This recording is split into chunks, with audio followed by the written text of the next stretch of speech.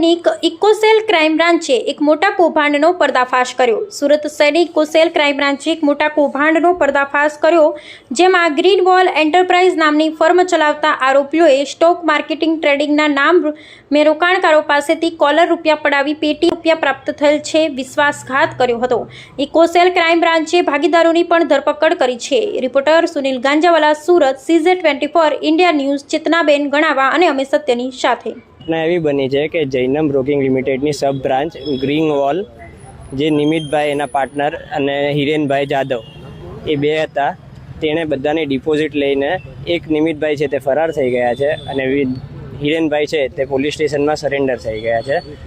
ઘટના એવી છે કે અમે બધા ટ્રેડર્સ છે અને અમે ડિપોઝિટ ભરીને અમારું ત્યાં ટ્રેડિંગ કરીએ છીએ ને નફા નુકસાનમાં એ લોકોનો ભાગ હોય છે, પણ આજે સવારથી બધાની લિમિટ ચાલી ગઈ છે અને અમે અમારા ડિપોઝિટ માંગવા માટે ગયા તો કોઈને કોઈ જવાબ જ નથી મળતો।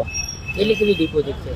બધાની અલગ અલગ છે, કોઈક નાના માણસની 5 લાખ છે, 10 લાખ છે, કોઈકની કરોડ રૂપિયા છે, કોઈકની 5 કરોડ છે, એવી રીતે મળીને કુલ 60 થી 65 કરોડનો આંકડો મિનિમમ અત્યારે સામે આવેલો છે।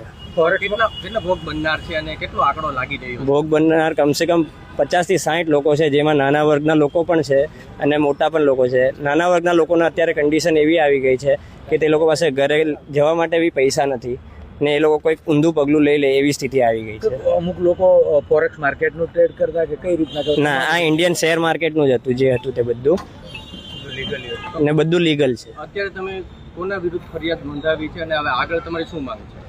અમારી માંગ એ જ છે કે અમને અમારી ડિપોઝિટ પાછી મળી જાય। અમે નિમિતભાઈ અને હિરેનભાઈના એની ઉપર કમ્પ્લેન નોંધાવી છે।